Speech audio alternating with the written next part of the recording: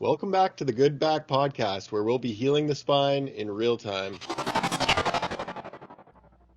I apologize already. I know this is super gnarly. This is a video that one of my practitioners took before we started healing with Damien.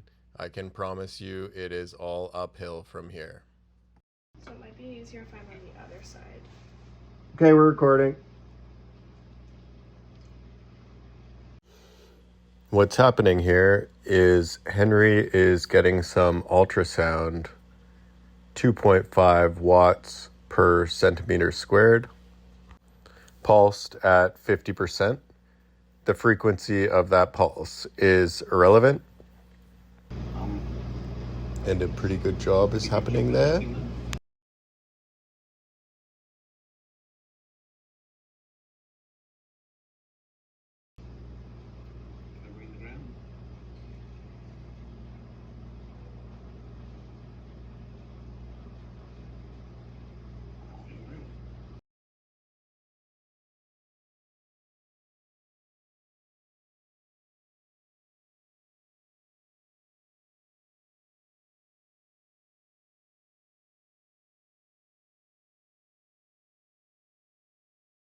Okay, so far? Yeah, feels good.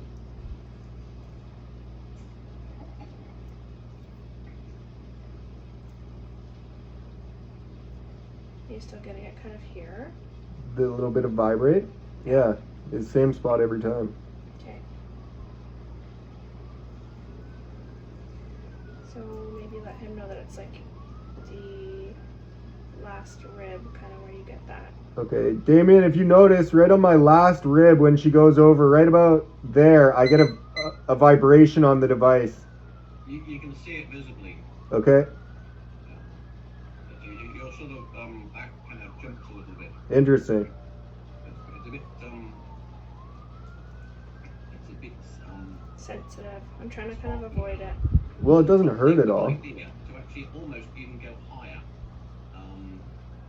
later on, to catch, like that muscle is kind of got a bit more further stuff up acting with it that's causing a trigger for fire. Wonderfully unscientific terms I'm using, but that was great. So what's the purpose of this particular thing? When we do the concept of it being pulsed is so as not to have particularly any heating. A lot of massage therapy is all about kind of getting more blood into the area, as they say. What the problem is when you have a really bad back is there's too much congestion, and that congestion could have lasted for months, years, since the original trauma injury, which is the kind of driver for everything that's really being brought in, or the problems. So, and the ultrasound is very good at a few things, one of which is just to calm down the muscles now when they're in spasm. Now, how it does that, I'm not really entirely sure, but I'm not sure whether electronic microscope to look. But it seems, because why are the muscles in contraction currently in this kind of spasm? And by spasm, what do I mean? Not exactly a cramp, which can also happen, but a spasm is where your muscle is like just permanently flexed, and it doesn't have to be a crushing flex, but it's just kind of like permanently flexed. And why is it flexed? It's flexed because contracted because there's a nerve signal from the pretty much originating in the facet joints that basically I think it either provide me a protective corset because this the spine here, or it's just errant electrical signals when the back's damaged and it sort of goes into spasm. Now, one of the classics of how this sort of the explanation of how this stuff works is they say that in your lots of school textbooks, school lesson type thing, that the heart pumps the blood around the and it doesn't. It kind of pumps blood away to the body, and to get back again, the body relies on a couple of things. One is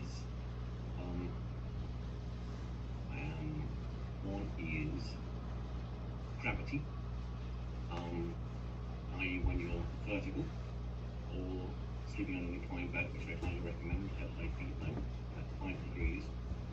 Gravity helps kind of push stuff that's more dense, pushes stuff on the internal circuits of the lymph and the blood, gives it a drive to push the old blood, the venous blood back again.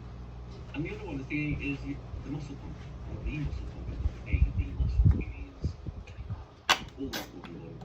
Every time you squeeze any muscle, it'll kind of like squeeze the veins and push the blood and back towards the top.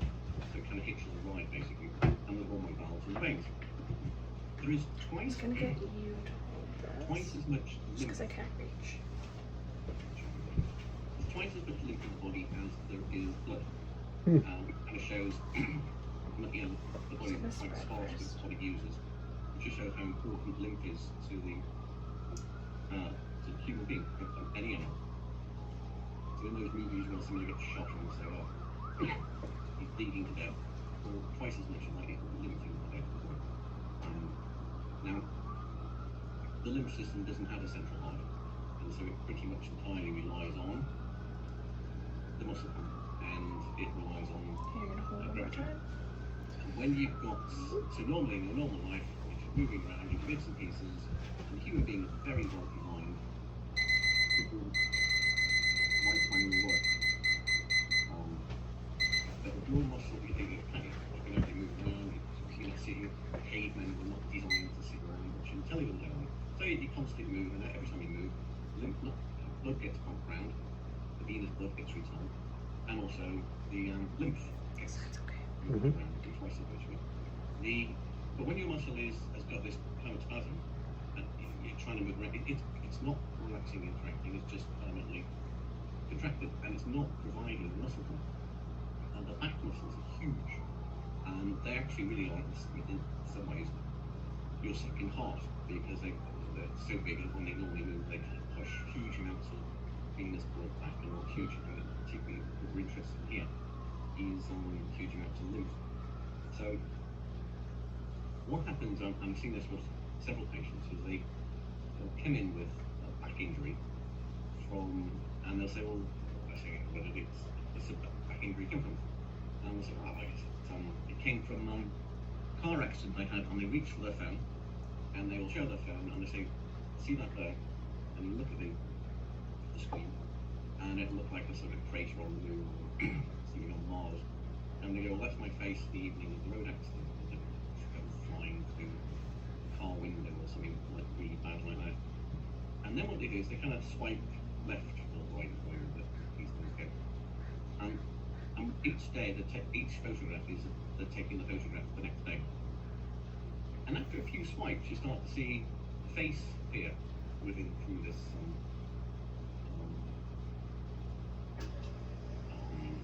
this kind of mess of a road accident, and after a week or two, most of the face is fixed, and then they swipe forward a couple of months, there's like one little scar, and then maybe a plastic surgeon type. So why that happens is because the lymph has got fantastic drainage, and when you can look at those little videos on YouTube of those white blood cells and trying to get rid of a bacteria. And you can see them actually chase the bacteria around corners, and the bacteria trying to hide in something, and they actually grab hold of them and put them down on those like this. So white blood cells do the same stuff for any damage in the body. They will go, oh yeah, this isn't what it should be, and they will do repair work to fix it. Really clever engineering as well in many cases. But they can't do that Little buzz over there. if sort of like the motorway, as it were, on the road system. Bird? That gets Or me? building materials in to Me fix when I it. went over here. Waste and the waste products of that kind of like that need to be cleared out. And so the whole area can be kind of Snow White and Seven Dwarfs, Snow White, they're one of the, it was 100 years. You can always have a suspended animation of there's your injury, and it only gets a little bit better and pretty much stops. So a lot of the people with these terrible faces at the beginning of the road accident, face is fixed in a few weeks. But they come in, when you touch the back, it's all sore as if it was like day 5 after the accident, in terms of how the face was. And yet the accident might have been decades previously. And the kind of reason for that is the back, the drainage in the back isn't as good as the drainage in the face. Which you can, is that some sort of design fault? I don't know. Maybe it's how we're not using it, we're using our back to that. Probably.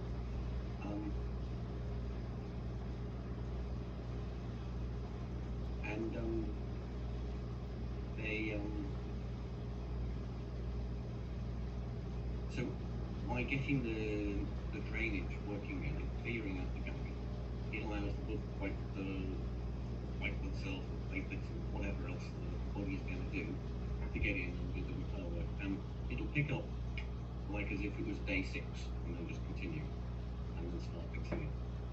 So, on the ultrasound is the first part of it, because it takes the edge off, and because you've got the muscles in spasm, and these muscles are super strong as well.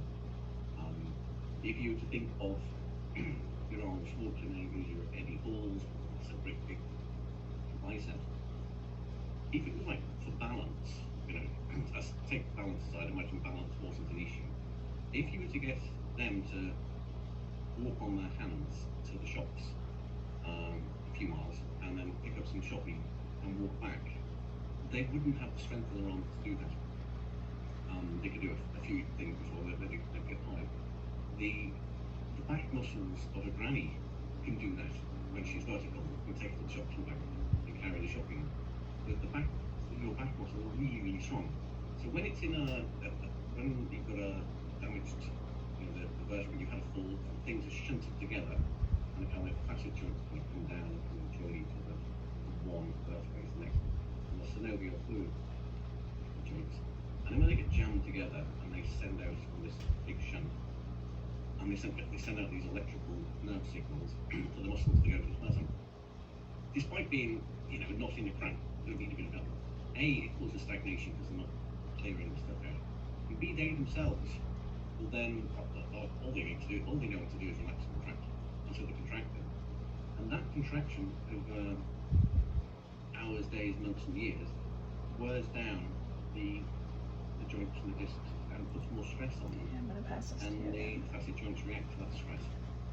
The only way they know how to, which is under the nerve signal. So it's like a feedback loop.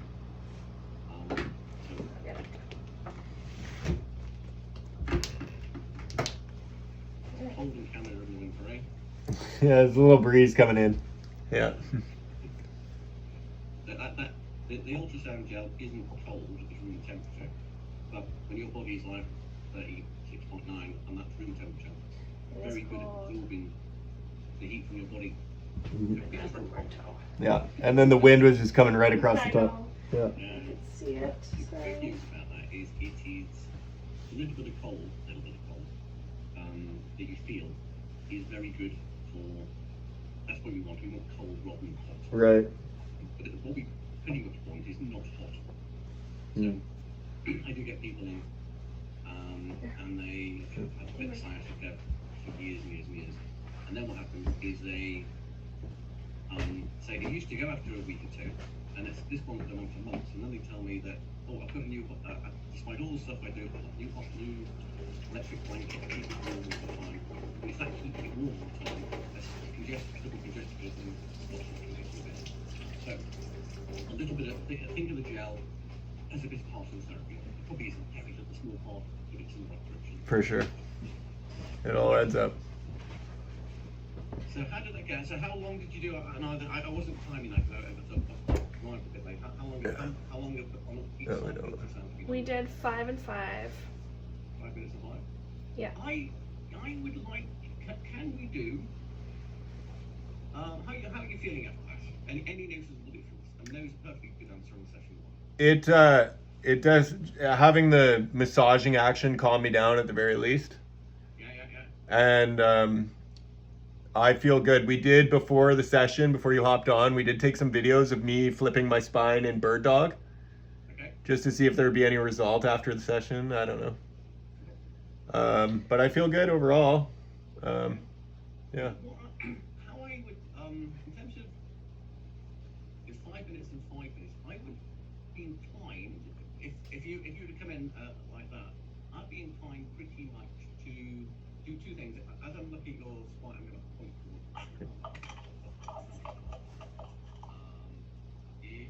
your thoracic, just above the area that was jumping. Mm-hmm. I'd be inclined to that area, and now go a bit higher. Yeah, and a bit, a little bit more right. That sort of from there to where you've done, and if you go in towards the spine a little bit, I know he's in the sort of funny position yet. Is it raised? Is it raised up there? Is that going up because of the position he's in, or is that spasm? Description. No, he's calm from here. Yeah. He is calm. So it's like almost where his last rib is. Yeah. His rib is going down, ends about here, and they are quite splayed, right? Right. There's a bit of a dip here, and then these two vertebrae are a little bit raised, but I think, and they don't change when he breathes, but they're way less. There's a dip here, and then these ones are the lift. Yeah. I wouldn't want to, two things. I wouldn't like, if you're able to. Yeah. Could you basically do another 5 minutes on either side, but this time as well? From just here go a up? bit higher to the area. Do the whole back actually, up to from the base to the top. Okay. The back like that, I'd probably do 10 minutes on either side on the 7. Okay. 5. So yeah, if you could just repeat that basically. Yeah. Okay. Can you sustain that? I can, or I can now probably go to my stomach because I've calmed down a bit more if that's preferred. What in terms of positions, whatever's most comfortable. This is my safe. Position is the best one. Okay. Is that the most comfortable? Let's say that. It is for now, yeah. Yeah, he doesn't have a seated massage chair. Not But I yet. don't think you can tolerate. I don't know if you can tolerate that anyways. Right. I'm not sure. I wonder if I can screen record over here too. Yeah, it's a little awkward with the cord, but. Oh yeah. I was like, are you like gently? Because I've seen Damien does like a little hand wave for the air sometimes or something. I am not. And I could feel something over here, and I was like, It was are you probably doing that? this. Yeah, it was. Yeah. Okay, I'm gonna move this so it's easier for me. Can Okay. you move the computer? Sorry, it's tight. Do you want this out of here? Uh, Bit more? There we Whatever go. you can do there. Just because I don't have a lot of cord. Mm-hmm. Okay. Is that good? I think that's okay. Okay. Just rearranging my camera. Yeah, sure. And can you hit screen record on your side there, Damien, too, just for extra, by chance?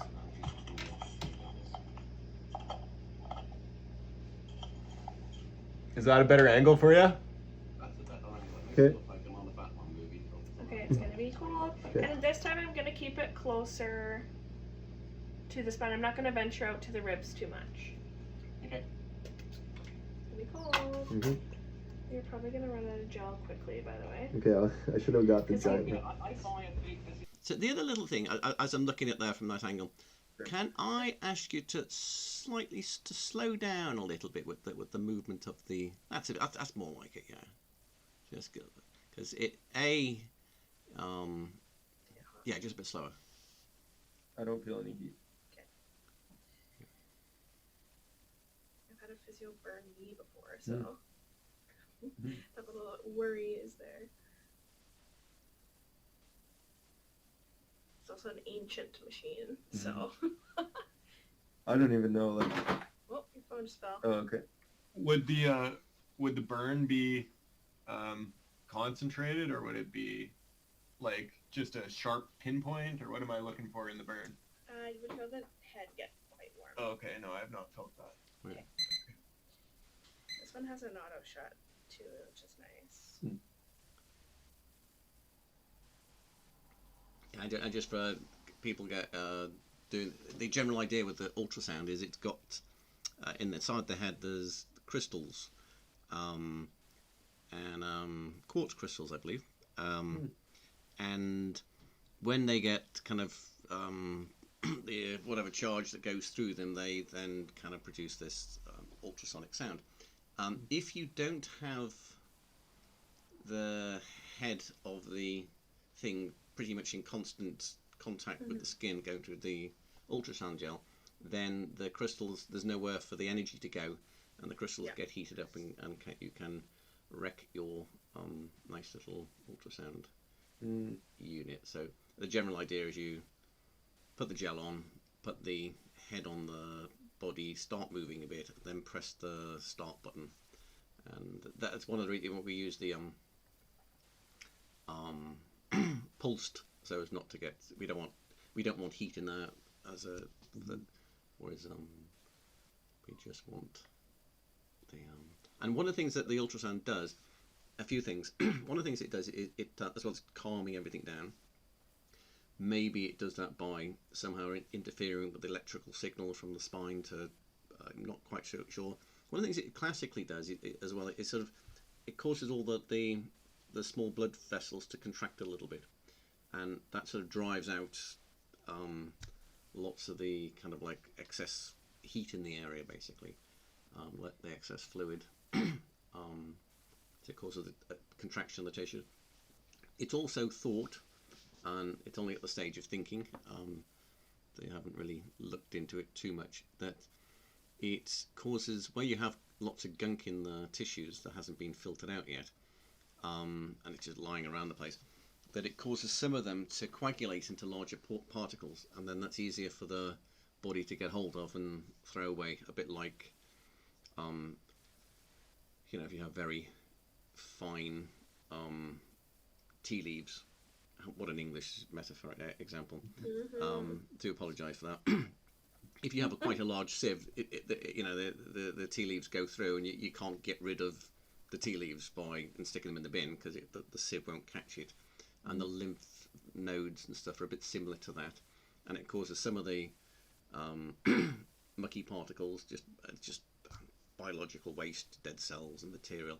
If they cause them to coagulate a little bit, then the lymph nodes can catch hold of them better and get rid of them. Is one thing.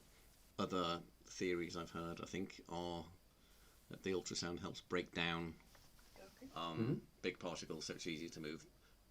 I don't know, but I do know it works. So the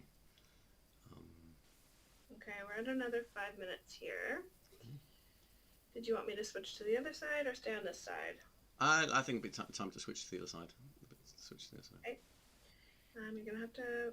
Oh yeah, go to 0. Just press stop. Okay. And I'll just redo the timer. Can you guide me? I can't really. Yeah, red.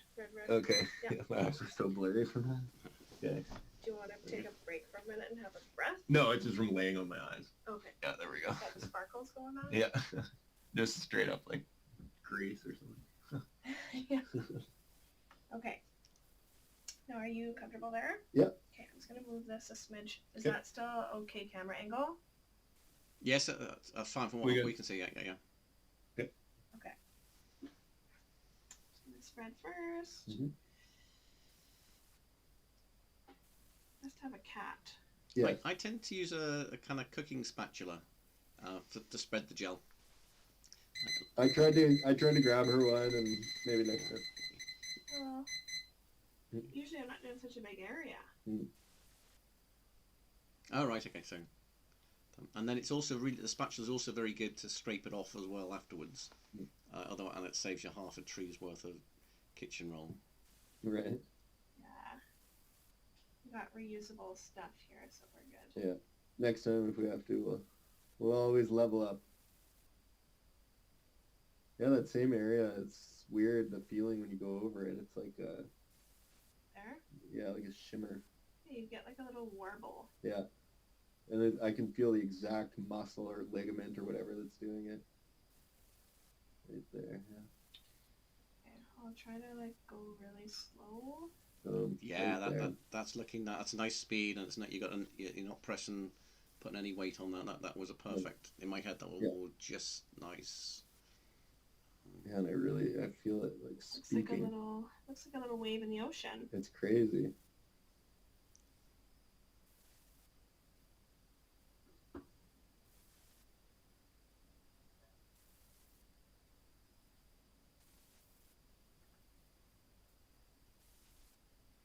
as a kind of a practical thing for therapy, how I when I have a patient in, it's 10 minutes ultrasound one side, it's about 20 minutes usually, I suppose, for the back like this. It gives me a great chance to, I know I'm reading the Stuart McGill stuff. He's talking about the fireside chats. I sort of tend to do my talk about spinal hygiene and stuff while I'm doing the ultrasound, and we chat about that kind of stuff. So while we're getting on with the therapy, rather than just having, and it fills in the time.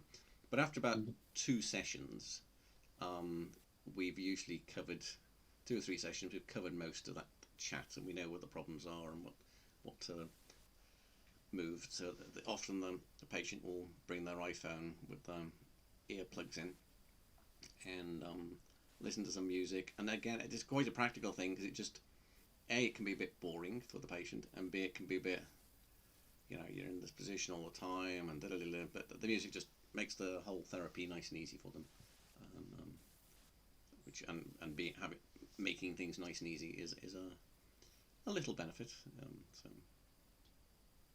Is it feeling any less sensitive when I go over that spot, or does it feel the same? It feels pretty much the same, actually. It seems to be jumping less, doesn't it? I'm seeing that. It's not so. I'm hoping the nervous system can kind of slow down, Yeah.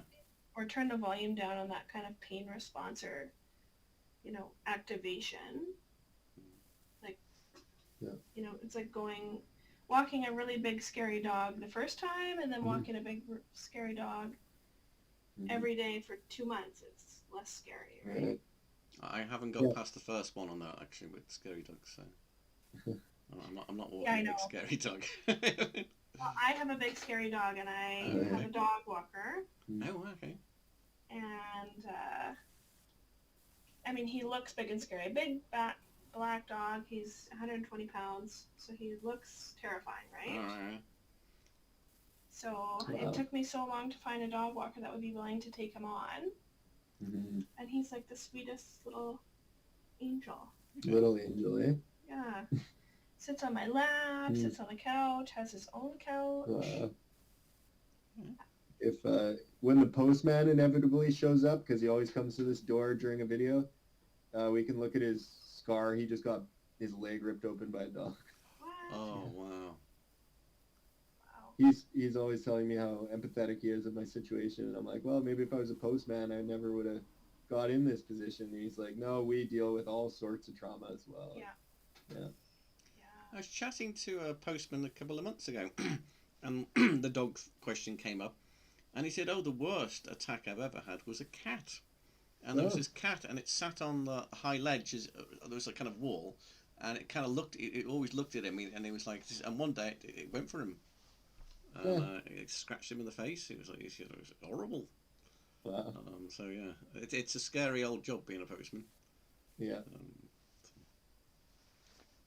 I should mention that it doesn't actually feel the same there. It feels as if someone was massaging that thing out. So I still feel the vibration, but it's like you've flattened the muscle or whatever that is down, and it's like massaging and melting out now. It's got less like muscular flutter. Right. Yeah. Now we have been observing that visual calming down for about a minute or two before you've said you're feeling it, which is and sometimes you'll feel things before we see them. Yeah, I feel like she's moving it to my left. It was more towards my spine before, and it's getting relaxed out to the left now. Oh, that's good then.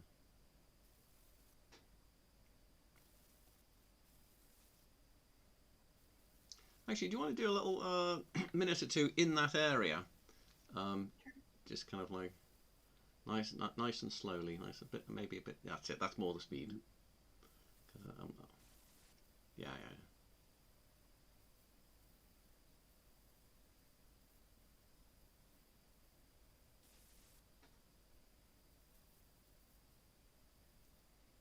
And there's an aspect of this to exaggerate it to say it's Luke Skywalker feel the Force, but you can feel the muscles and actually I find that because I'm using an implement now, you almost get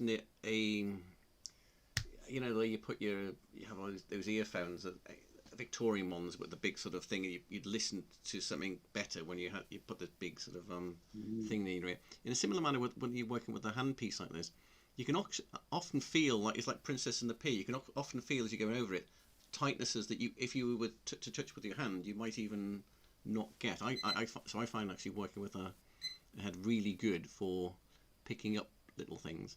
And so yeah, as you're doing more of this, use a bit of, I mean, cover the whole ground, but use a little bit of intuition. Well, it's a little bit sticky in this area, and you'll feel as you're going over it, and it'll be smooth, but you'll feel there'll be no stickiness on the surface, but as you go over it, you'll feel it drag, and that'll be the tight fascia underneath and the congestion. For sure, I feel it. You feel it. I love that we can and work sort of like do an extra bit of work on that, and don't massage it out physically. With press, but just do the area a bit more to break down that gunk in that area. Mm-hmm. The drag is the perfect word to describe it. It's like a vibrational friction.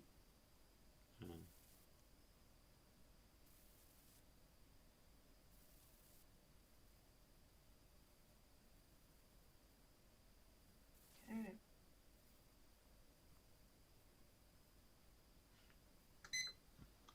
Here we go. Feeling okay. I think that's good for the ultrasound today. Okay.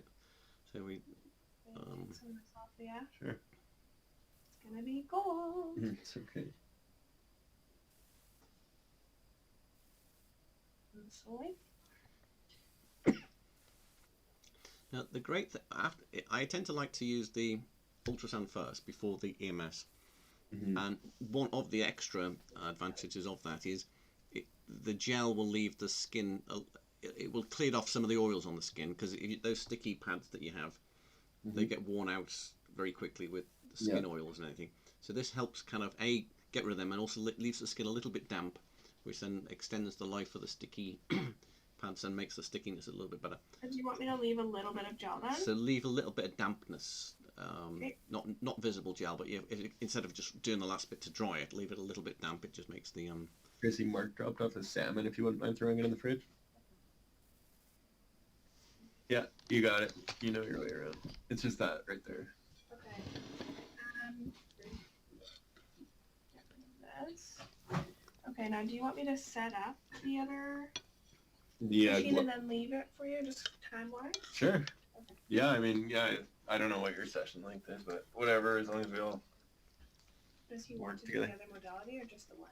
We would do EMS now, Damien, correct? Uh-huh. Mm-hmm. Okay. Yep. Yeah, and then Chrissy's here, perfect timing, so maybe you could even do it. Let's see if we've even got what we need. So that one company out of the UK has not shipped me the pads yet, the extra pads. Okay. But I do have the stuff that it came with. Okay, that'll keep us going for a while. Okay. Hey, it's an unboxing video. Whoa. Yeah, it is, isn't it? I've never done one of these before. Right from Italy, from Globus, I guess. Okay. We've got long square pads and the short square pads. Let's use the long ones. Okay. I'll use the most.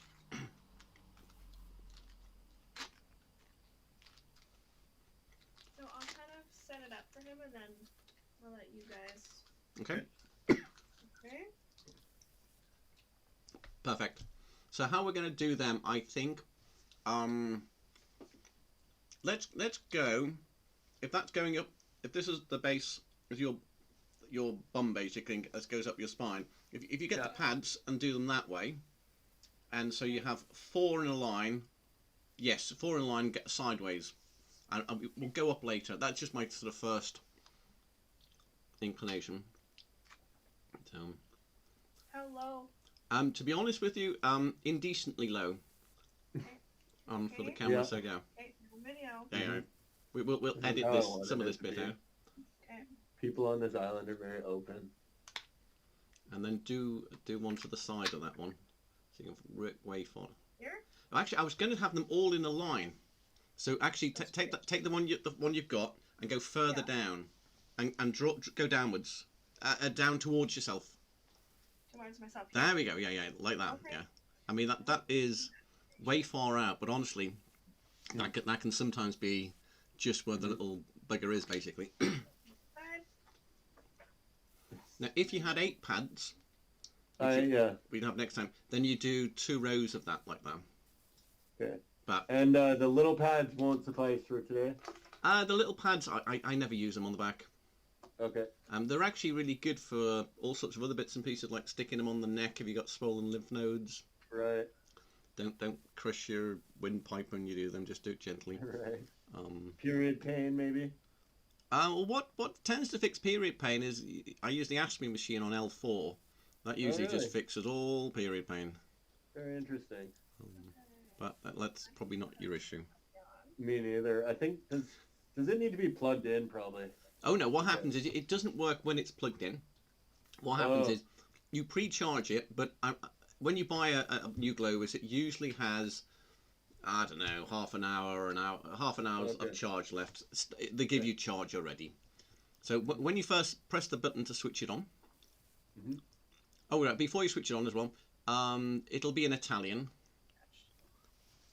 Let me get. I'll see if I can find my Globus here. Okay. And I can. Who speaks Italian? Sure. Okay. It's an Italian company. It's a fantastic little device. Right, I have my little Globus here. And so yeah, the channels go. I want either side of the spine. So light blue to light blue, dark blue to dark blue across the spine. Okay.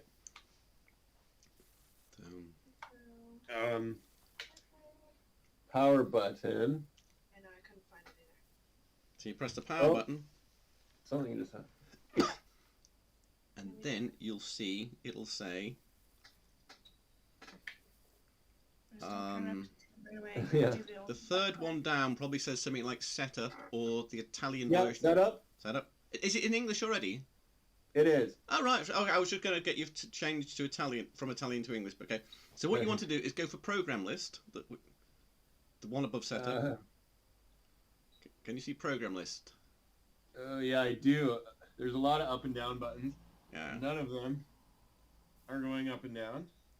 Oh, all those. Okay. Okay, those up and down buttons. The 2 rows of 4 on the top. They're for the power of the actual electricity when we use it. The little left, right, up and down button. That's for. So go further down. There you go. Okay, right. That one goes down. Okay. Yeah. And that moves up, the menu down, bar. left, Yeah. Okay. right, yeah. So yeah, just it'll be. Program list. So you get program list, perfect. So okay, enter, and then we want to go fitness shape. Fitness phys dot shape. Yeah. Yep. And then do men. Man. Even if you're a woman. Okay. And then do sculpting. Sculpting. And then any of those 3, so the top one, abdominals, will be fine. Abdominals. Okay. Yeah, click that one. And then you do start. Start. Okay. Yeah, it doesn't start when it won't start when you start. So just press start. It'll be fine. Yeah. Now what you'll see is your little square wave thingy jig. Mine doesn't come out. And so what you do is you've got one. You should have a light blue and a dark blue wire coming out. What you do is you go for these buttons here, which will increase and decrease the milliwatts. Right, and we're using just the left 2 channels because that's the ones that exactly right. Just use left 2 channels. Yeah. Okay. So simultaneously, I'll increase. I do. Yeah, I do the same. Yeah, exactly the same time. But don't do it too much too quickly. Just do 1 by 1 by 1 by 1. Okay, it's 4, 3, 2, 1. Ah, no. Okay, now 7, 6, 5, 4, 3, 2, 1. Okay, so it must be pulsing, and I just don't feel it yet. So here we go. Yes. Okay. 1 milliamps. Okay, great. 2, 3, 4, 5, 6. I've been usually going to like 14, 15 okay, on my let's go. Do it one at a time. It's usually a very good idea. Oh. Now we're pulsing on the left butt cheek at 10. Yes. Great, okay, yeah. You can feel it. Yeah. Okay. So let that ride through, and then we'll let it go on to there's 2 modes. There's the pulsing mode, where it goes bump, bump, bump, bump, and there's the mode where it squeezes for 5 seconds. Right. This is more of a flutter on my left butt cheek. That's about it. Okay. And nothing on the right. Less electrical stimulation. I find that the part that you feel it less is the part that's most gunked up. That's what's happening for sure. Yeah. Yeah, and so you often get that asymmetry, and that's something that you'll never find properly by palpating it, looking at it, an X-ray or an MRI, but that you have got electrical gunk in there that electrical signals can't get through properly. You really spot on this EMS. It's quite a nice little. It's a bit of a diagnostic tool as well as a therapy. One thing I've noticed with the power dot too is if I turn my spine a little bit like this, then I can actually make the pulse travel. Okay. Well, So it's got to be an alignment thing a little bit as well. I suppose so. So what power are we on your 2 modes? Sorry, what's that? On your globus, it'll show where you have the little numbers. Yeah. Underneath your, I'm trying to get my thing. Where you have the little numbers here, it'll show on what number it's on. This is the pulsing mode at the moment. Mine's 0. It's not really on. Yeah. And then when it goes now 10 milliamps. And what's the square wave on? This is the square wave. 3, 2, 1, 0. And then it goes back to 7, and it goes flat for 6, 5, 4. When it's not when it's flat. There you go. That's pulsing. Oh no. When it goes up to that, makes that little trapezium or whatever it is, that little uppity down. What numbers do you have there? What does it say? Okay, so it's just flat, so I'm waiting for it to go back. I don't think it needs to be plugged in. Okay. It's actually fully charged. So 8 on the upswing. Yeah, so same as you. Right. And then at the top, 0. I might just have to show you. Yeah. Because I'm thinking you've got. Right. Okay. So that is go. Oh right. Okay. So you've got like 10 on the squeeze. Great. That's a good start. Okay. And on the pulsing mode, you've got 0. Okay. So you can actually do there's 2 modes actually on this one. One is that squeeze, which is where most of the work happens. Okay, the second mode doesn't really count very much. So you can. Are you okay to increase that squeeze a bit more? Yes, I am. Okay, so do it little by little. So what I often do is when it goes onto a flat line, then increase the wait till it goes flat. Okay. Okay, so it's. And now increase the power. Okay, going all the way up to 10. Yeah. And then you should feel a bump, bump. There's no visual for this one, as it were, but it's just a flat line, but you can feel bump, bump, bump, bump, bump, bump. But I often find that as you're trying to get it higher and higher, it's better to test if you can take it using the pulse mode before you go for the squeeze mode. Okay, and sorry, squeeze mode is flat and pulse mode is the square. No, the one that kind of goes up and then flat and goes down again. Yeah, that's the squeeze mode. Okay. That's what I'm calling squeeze mode. And then that's the major one that's going to reproduce the muscle pump for you.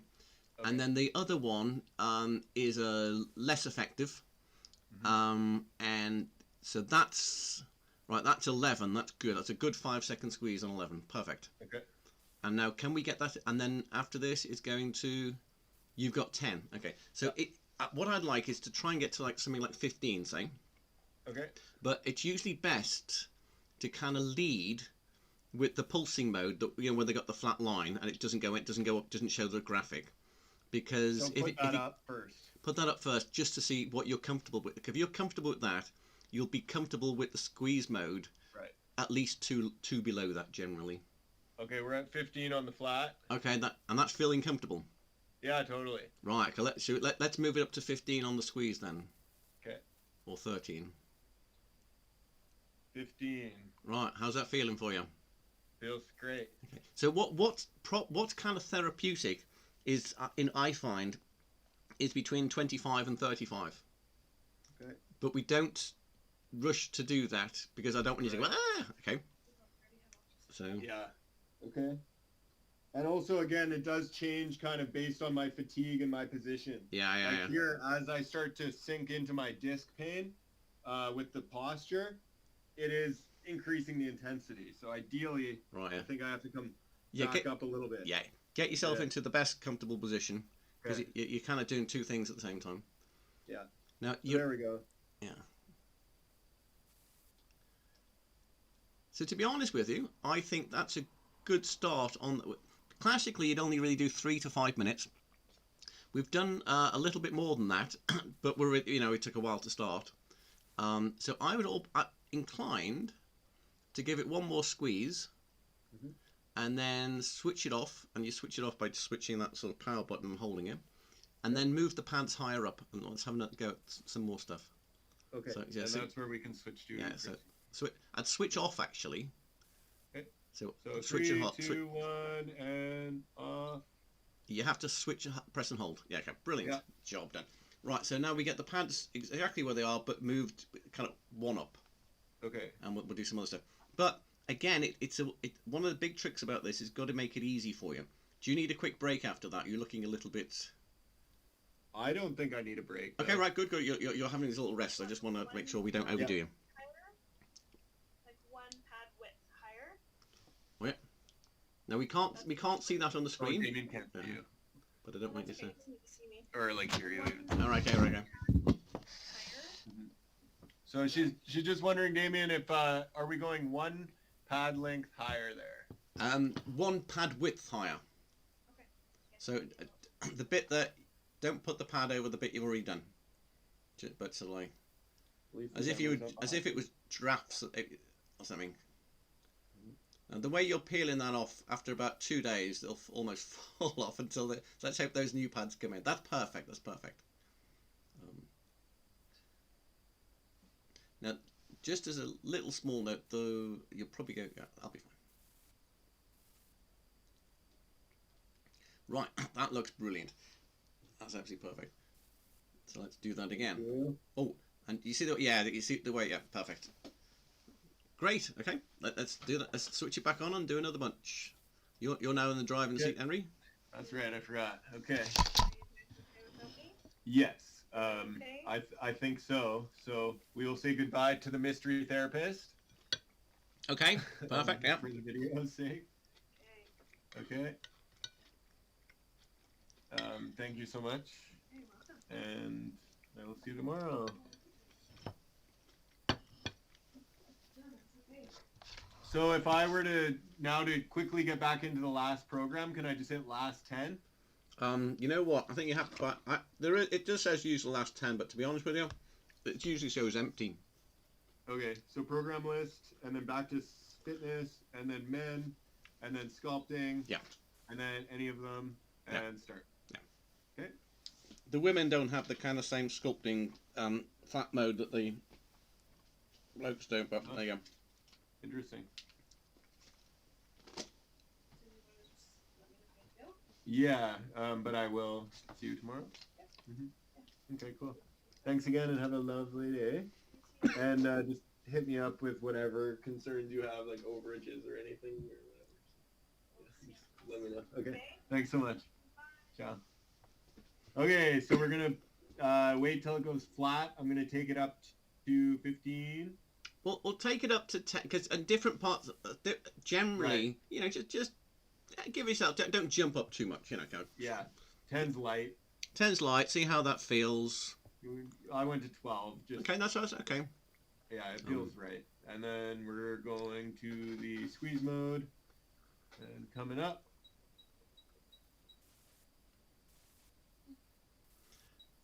$11, 12, and that's probably going to be it.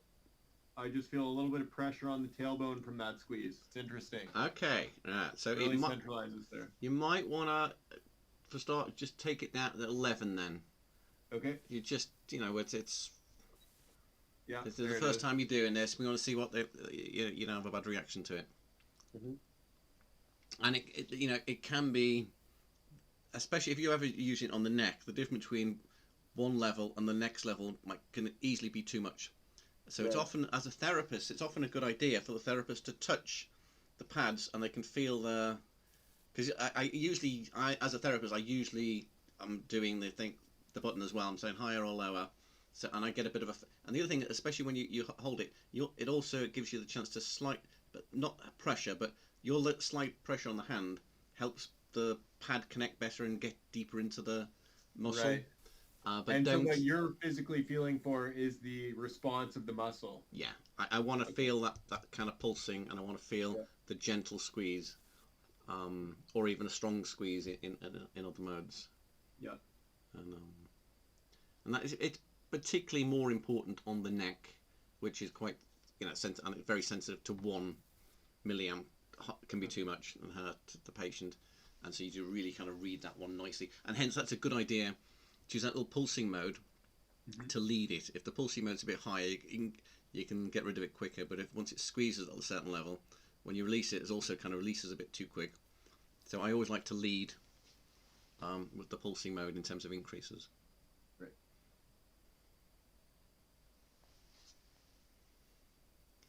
And I'll just gibber in the in the background while this is happening. Mm-hmm. When he's got 8 pads, he'll be, with a bit of luck, we'll be doing that four like that, and then 4 higher up. As you go higher up the body, sometimes bodies get thinner, and there's like just no. If you did that, you'd have the stuff around the stomach. So sometimes you will then move the pads from that wide angle to the kind of narrow, and that means you can progress a little bit further up the spine a bit better, and then you have 4 that way.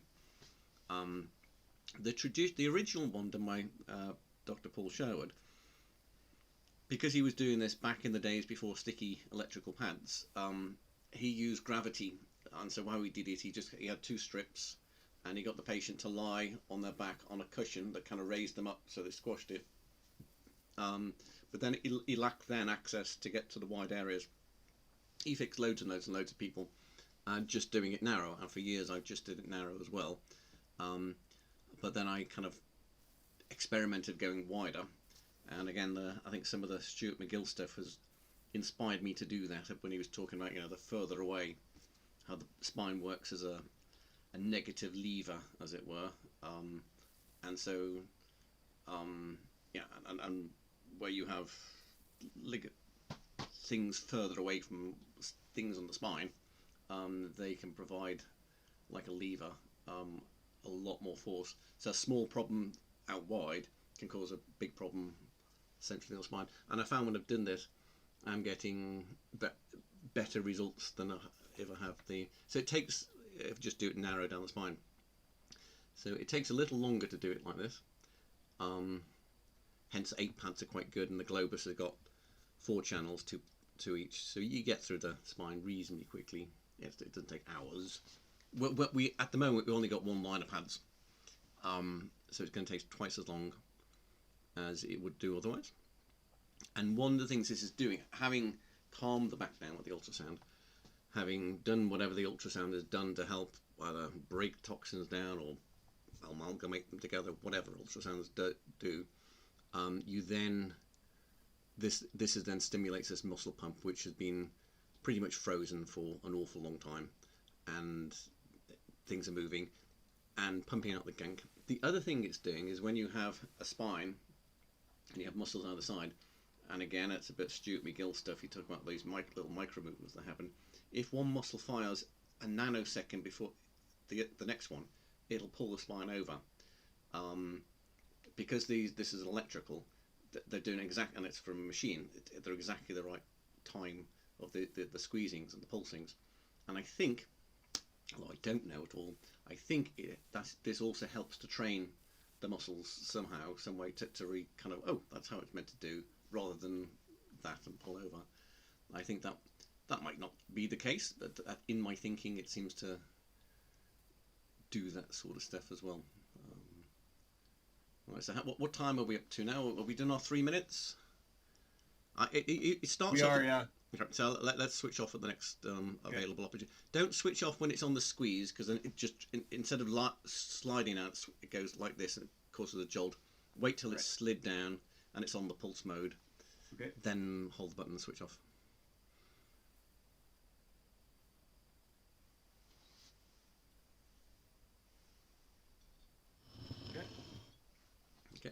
So let's do All right, the and then I see what move see up. see if there's room on his body to do the same thing higher up, or else we will go and put the pants narrow.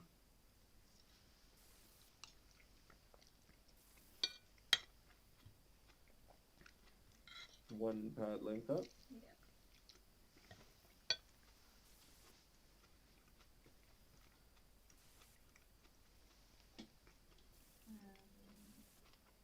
And is it okay if it's across some bone? Like it's not the spine, but it's... It might be an idea to put the one closest to the spine on first, so you don't end up with you run out of room for the other one. But I think you got it there. You got it.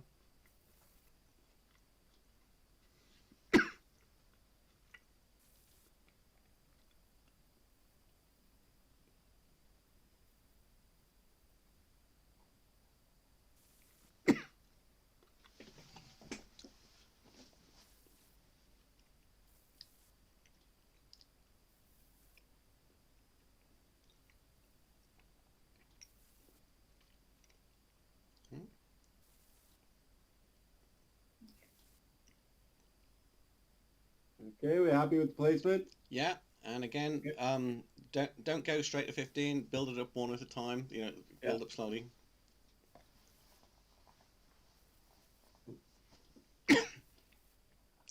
It's a phase. It's a phrase I use a lot in therapy. Is don't man it out. It's you want something firm, but you know if it goes, oh, it'll do me good. No, just keep it reasonable. Yeah, well, that's what gets got me in this position in the first place, so I'm all for toning it down a bit. All right. Okay. Okay, so, yeah.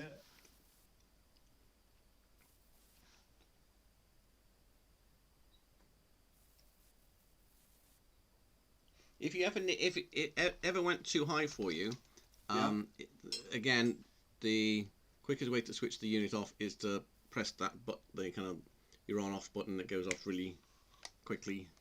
Okay.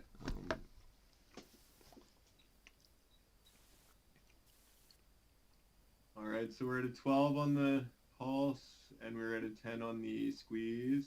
Okay. So that's where I got it to. We'll go up to 12. 12 and 12. Okay, that sounds good. Good. Is that feeling all right? Yep. I think that's good. That's Yeah, it's very light. good. Okay, good.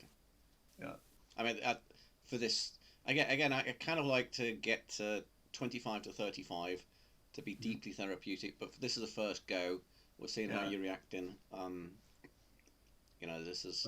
I'm gonna bring it up to 15. Okay. Yeah. That's the other thing about it. When you first get up to a number, after a few, you know, you do a squeeze. After half a minute, you go, oh, now I'm ready to go a bit further because things have stretched and your body's a little used to it. There's that aspect that goes on as well.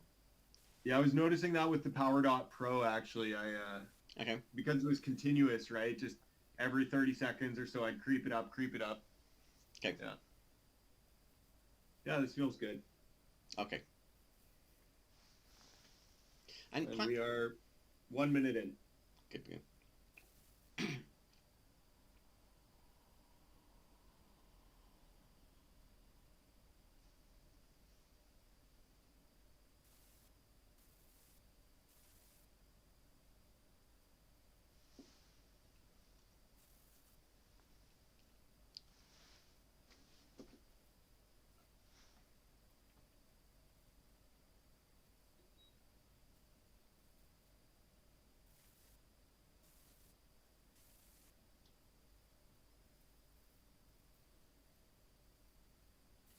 Sometimes you get a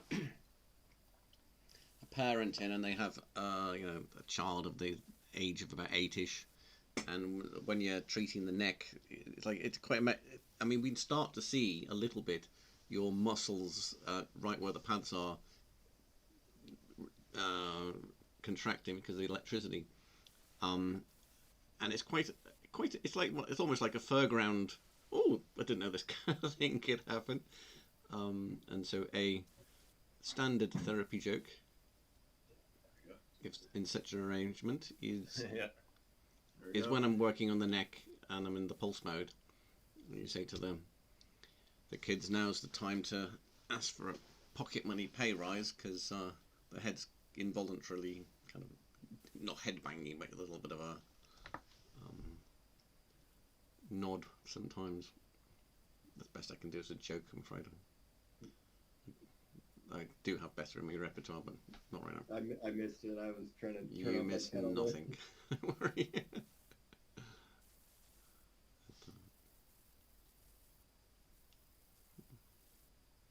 Okay, and that's 3 minutes. Right.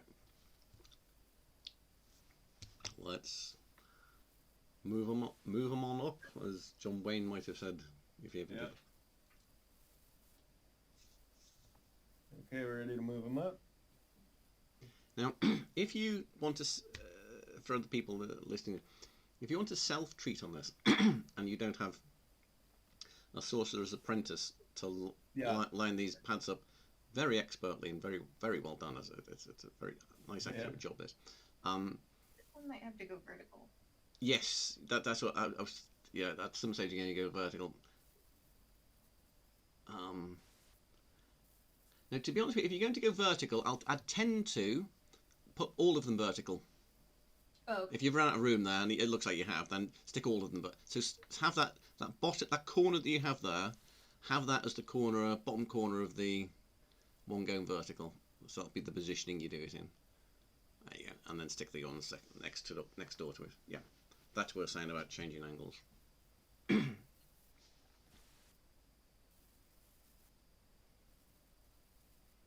Perfect.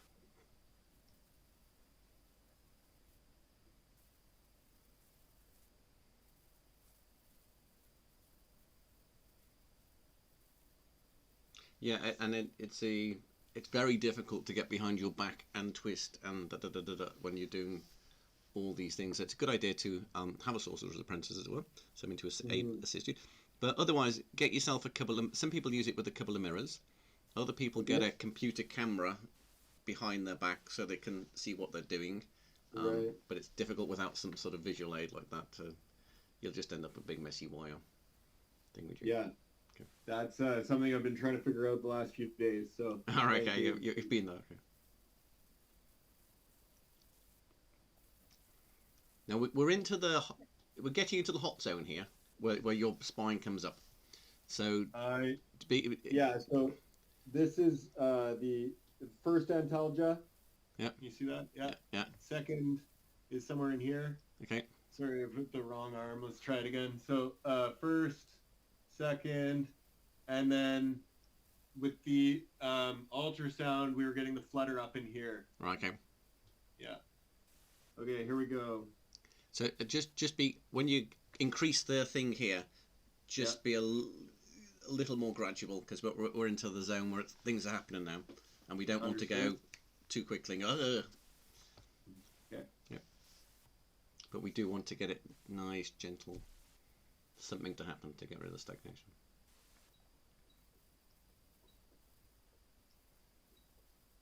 Okay, so we'll throw it on an 8. I don't really feel it. Okay. And then we'll wait for it to go down to pulsing. That's a nice way to do it. Ride up a bit and then let the pulsing be the leader. In the program, the square wave comes first, but it's nice to run in the pulsing, start with the pulsing. Yeah. Yeah, it's still low enough. I'm at a 10 here. Okay. And then coming up on this one to 10 as well. Very little is happening.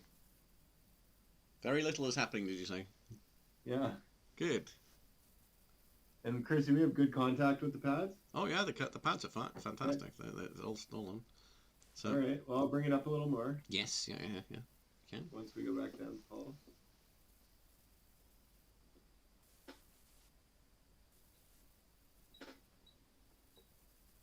All right, 14. I've got a little bit. Okay.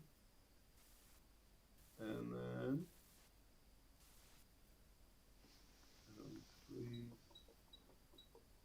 All right, so we're 14 and 14. It feels quite light, very manageable. Okay. It's a nice thing to do for day one. Let's stay there for a half a minute and then see if you want to ready to go to the next level.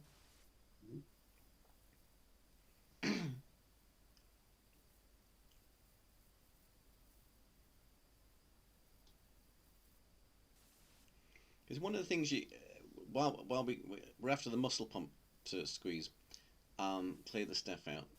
But when you get these big, powerful back muscles to squeeze, if you got your disc and it's getting it's a bit squashed and it's pointing out a bit with a bit of herniation or a big herniation and bulge, we're basically putting, by squeezing the muscles, we can be putting a bit of compression on the spine.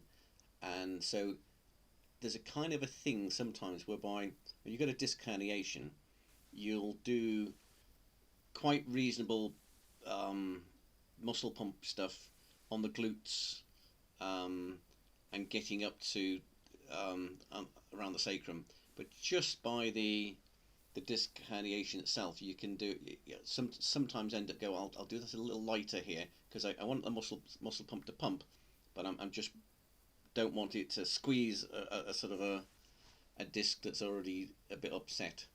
So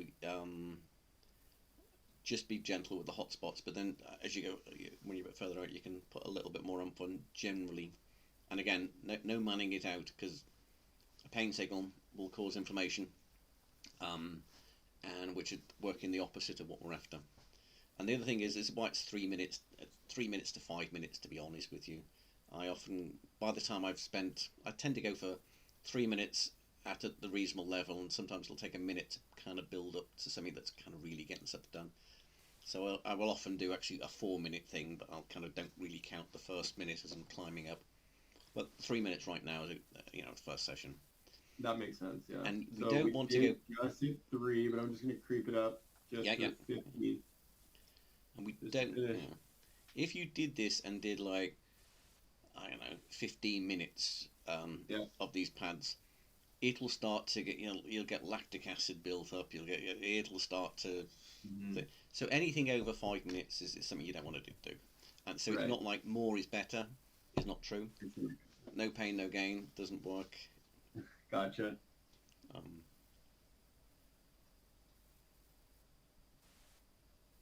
So.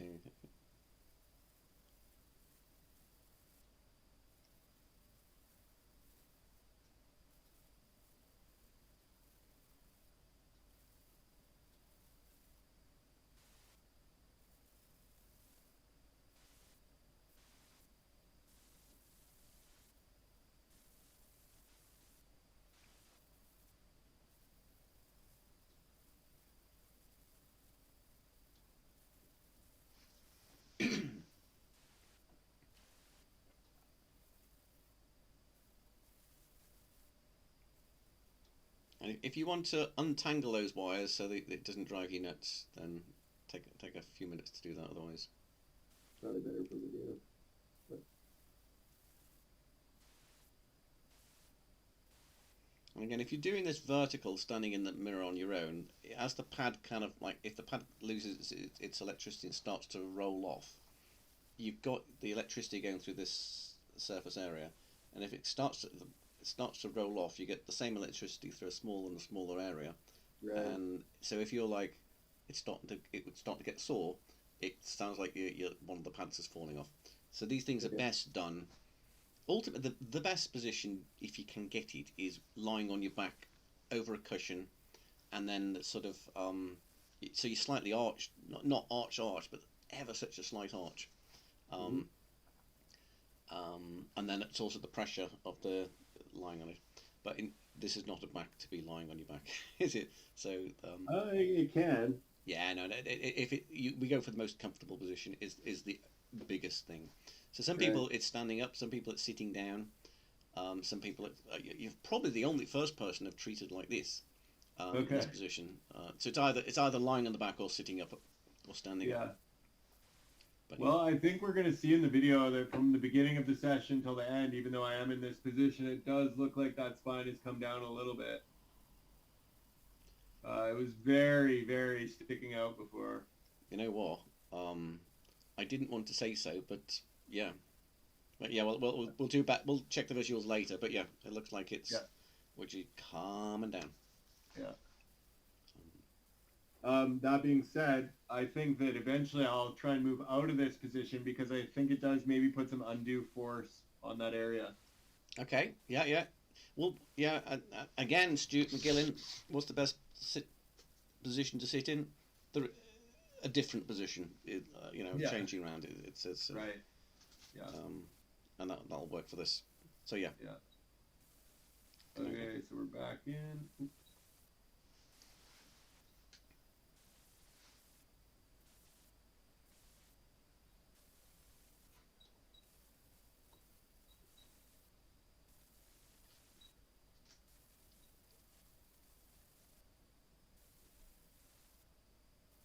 I had a patient in a couple of weeks ago, and you know the way your spine's jumping in your thoracic area. Yeah.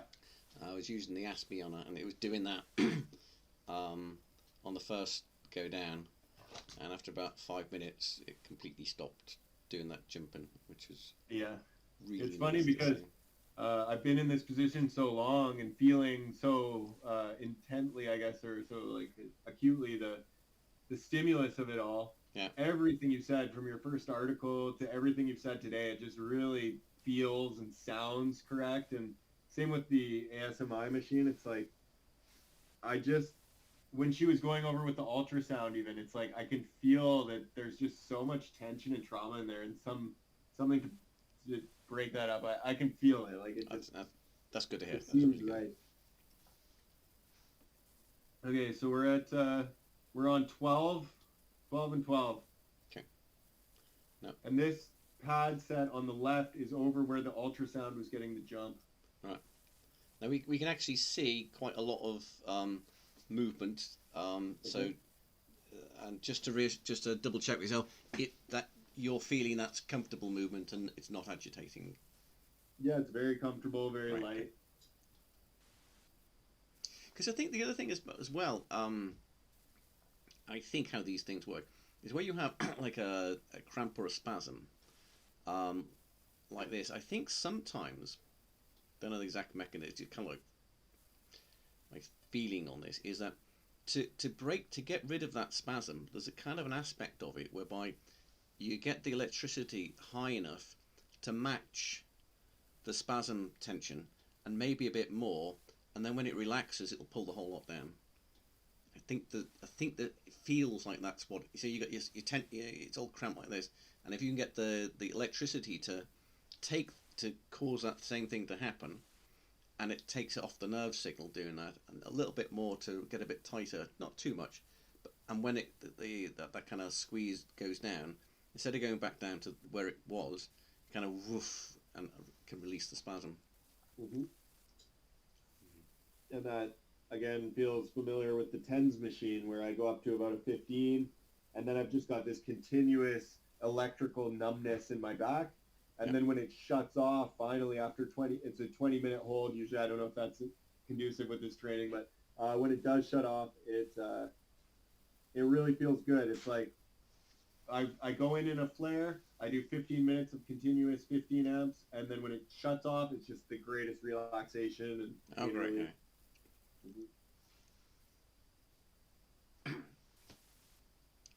So while we're here chatting, for the sake of the viewers, we were chatting yesterday, and there's a third part of the therapy I was saying that I don't actually end up doing, and that's a sort of a lymph drainage-esque massage of the spine, of the spinal muscles, and that area, in order to get the gunky lymph going. I don't use it because I find this and this worked really well anyway, and B, I'm rather it's not my thing. I'm just a bit klutzy with massage. And then you had a world expert come down and give you a lymph drainage specialist and give you such a massage on your back, and you had a good time. It really helped you, didn't it? she got me out of a flare right away. Yeah. Some nights I will start to get into some inflammatory state or something that I just cannot get out of, and I toss and turn and cannot sleep. So that day I think I was awake from 2:30 a.m. until the massage therapist showed up at about 10 a.m. Yeah. And when she did the lymph drain, as you recommended, it took me right out of that flare. And I should mention as well that I believe the flare was actually caused by going to an osteopath. He came here actually, and he readjusted my hips, and I believe that put me into the flare that I was in all night. Sadly, it's a common story.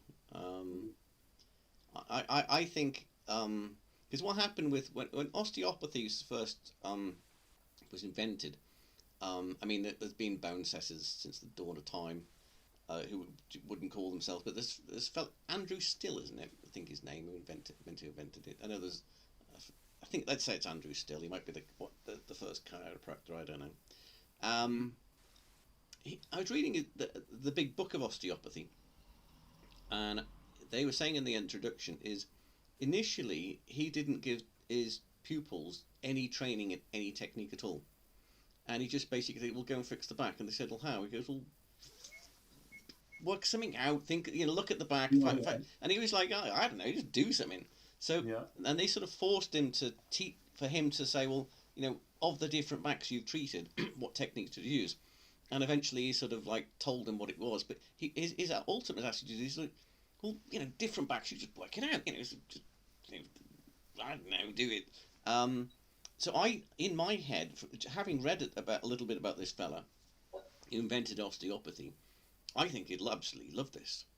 And he'd love the Ask Me machine, because, well, heck, it just fixes the backs. Of course you should be doing it. Right.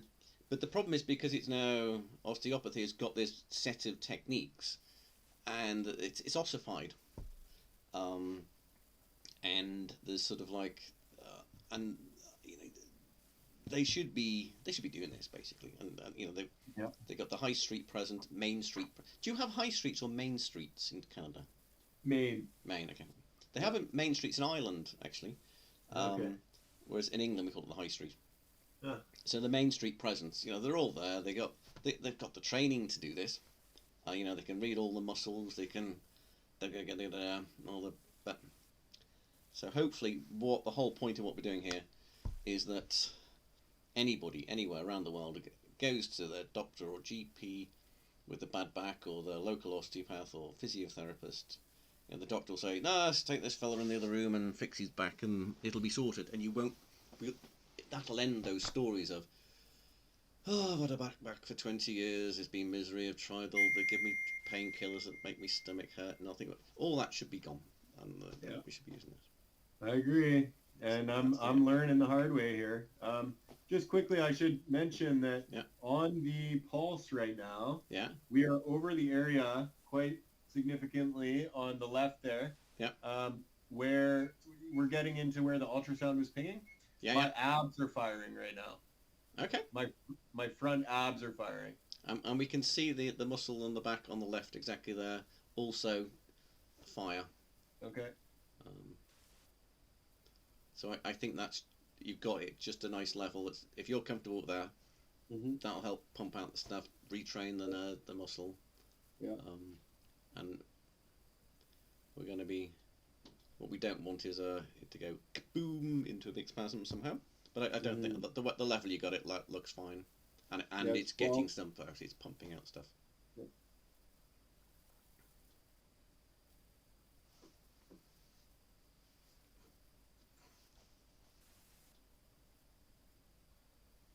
I definitely have the sensation that this is the region we're in right now is very affected by my condition, because as I started to slip over to my left side and get the antalgic gait, very distinctly one day I started to notice this sensation in my right abs where it felt like my abs were almost rolling over each other. Okay. And now I'm feeling that same region get activated, but I feel it equally on both sides. Okay, that's it. And I think that in my head that's got a little to do that what I always talk about, the training where you get the things to fire. And I think sounds good.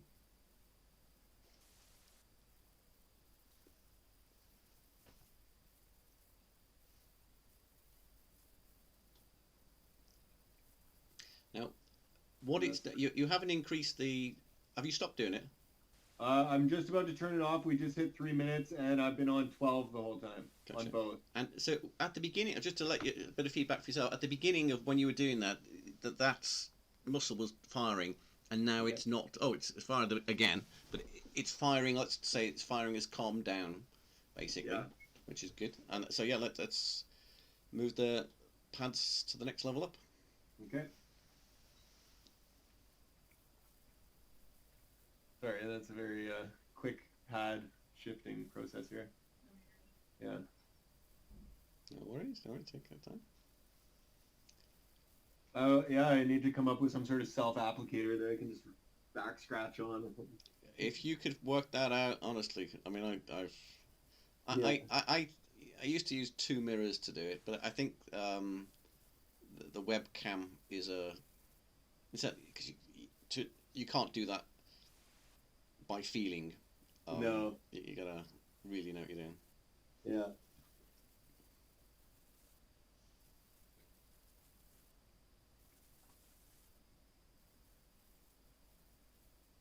Maybe if I get my buddy to 3D print a mold of my back, I can put the pads in the opposite side of the mold and then lay in the mold. I like the thinking. Yeah.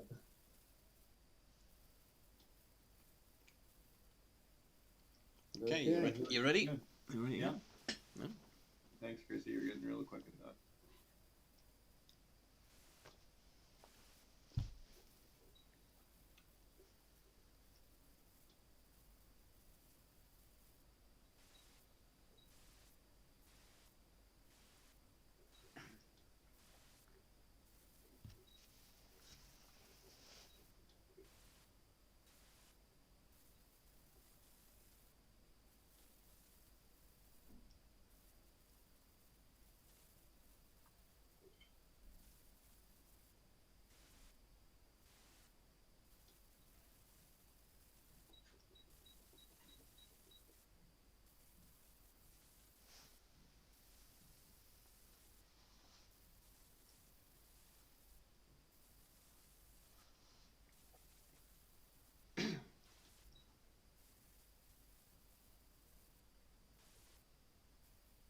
So what numbers are we up to there? 13 and 13. Okay. So if you're okay while you're doing that, do you want to tell the audience where this all started, how long you've been suffering like this, and all that jazz, the MRI results, and Sure, yeah. Bit of a long story, but we got the time. 11 years. You can go now. I didn't used to start it like this, but 11 years ago, I had a snowboarding injury. I was actually riding a snow skate, which is like a snowboard without bindings. Okay. And I was ripping down a hill as fast as I could possibly go, and my back leg came off, and I did the splits a little bit, but I didn't even fall. I just stepped back on the board, and I figured I had fallen on my tailbone, because I'd done that about 200,000 times up to that point in my life, snowboarding and snow skating. And so my tailbone felt a little sore. The next day I was picking up a vacuum, and I threw my back out in the traditional sense where you feel the doing and you fall back on the couch, and I was like, wow, definitely just threw my back out. So that was, I guess, the beginning of it all. And many times talking to general practitioners, I start my story at a different place. But I say this because when I found Damien's article online and Paul Sherwood's techniques, that all goes back 11 years. So during that 11-year period, I continued to rock climb a lot, surf a lot, snowboarding started to fade out, and I was always hiking and traveling the world. I do a lot of driving, and I lift heavy plants. And so things were accumulating just, I believe, as Paul Sherwood suggested. I was getting little imbalances here, little imbalances there, and knots were forming. And over time, my friends started to notice a little bit of a shift in my upright posture and my proud chestedness and arm swinging techniques, just like Stuart McGill recommends. All those proper movement habits started to fade away. Yeah. And then when I was 25, that was 2015, I was surfing a wave in Guatemala, and ironically, another guy with the same name as me was going the other direction on the wave, and we almost crashed. And in that little movement of a second, we both jumped off, and that was the second time I threw my back out with the traditional doing feeling. That time I was able to get out of that by putting my legs up on the wall in about 40 hours or so. Okay. And then after that, okay, so I've lost video over here now, I think. We can still see you back. Okay, cool. So now 25 years old. Oh, and I just hit 3 minutes as well. Okay, yeah.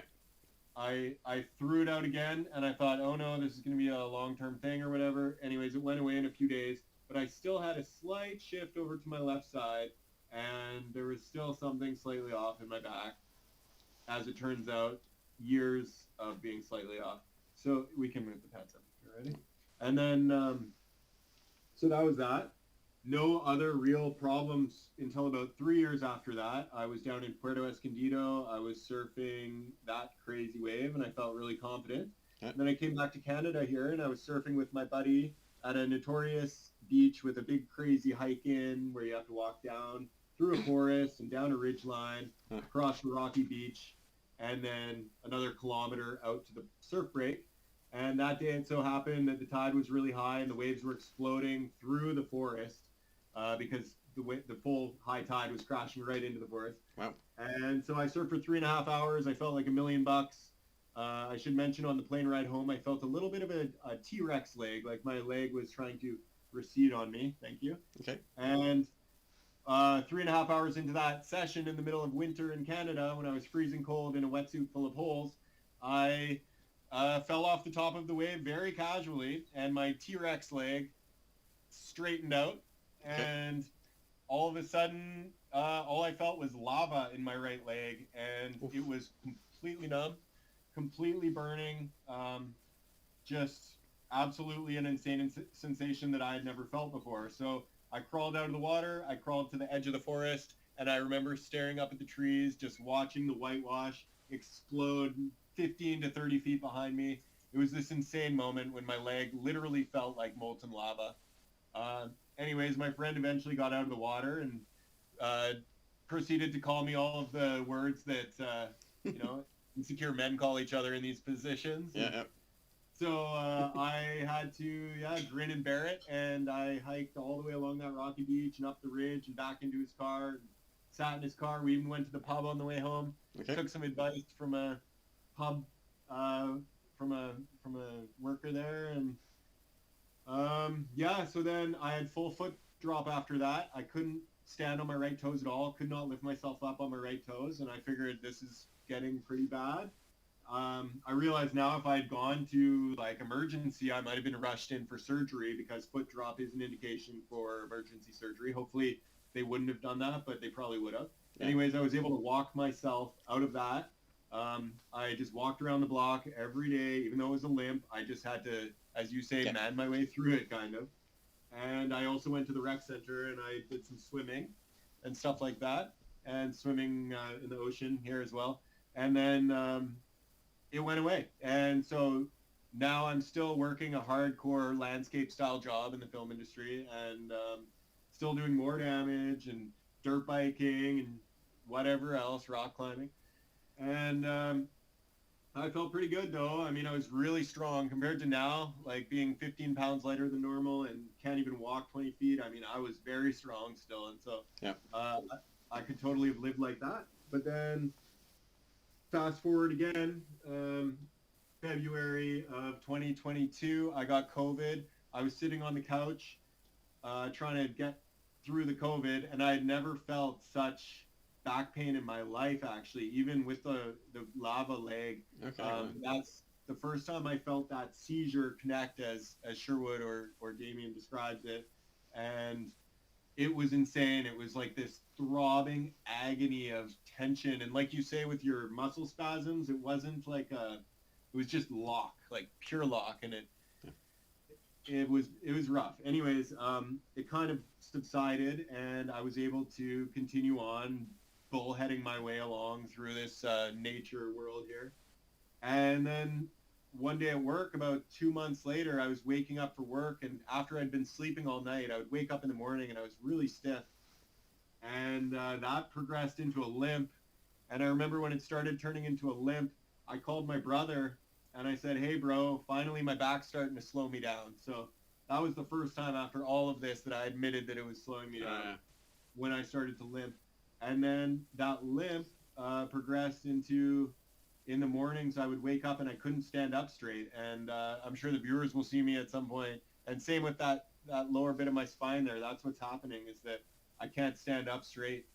And when that started happening, I was able to work my way out of that position by lifting heavy things. So I lift heavy plants and stuff for my job. Yep. So I would lift heavy plants, and I would be able to stand up straight again afterwards. And I would come home and I would be fine, and I'd sit on the couch or go for a bike ride or a swim or a surf, and it was all good. But then the next progression was that I couldn't, no matter what I did, get out of that flare or that inability to stand up. Yet I'm working on a number of things, including ambitiously trying to produce a TV show. So I had to jet ski all summer, believe it or not. Okay. And everyone in my life says that must have made you worse, but I feel like I already hit my worst point, and then I had to fight through the pain all summer. And I actually think that helped me, because I was free diving constantly, going down 50 feet and hiking up mountains and moving through the bush and setting up on sand and walking through deep sand and wading through hip deep water and all this good stuff. But I knew my life was really starting to slide. And as soon as we got the footage we needed for our jet ski stuff, I came home, I threw my freediving gear in the corner, and I haven't looked at it since. Really, I found Stuart McGill. I thought that was going to be an absolute answer to my prayers, let's say, because just everything he said really sounded good. And I started doing his techniques, and I read his book over and over again, because sometimes when you're in these sliding states, you just need anything to help. And so I read his book, and I started doing a lot of bird dogs. And that's when I learned that I could flip my spine back, as I could show that. I'm just going to turn the intensity up here. Or I've already taken some footage, so the viewers will see that I can flip my spine on the right, but not on the left. And I learned that through Stuart McGill, and then, or through his exercises, his big three. A lot of the stuff he said was very helpful. But I should mention that I think, and I'm not sure here, this is where I think a lot of debate could be had, but I think when I did his virtual surgery, which is where he taps you on the shoulder and he says, "You just had surgery, act like it."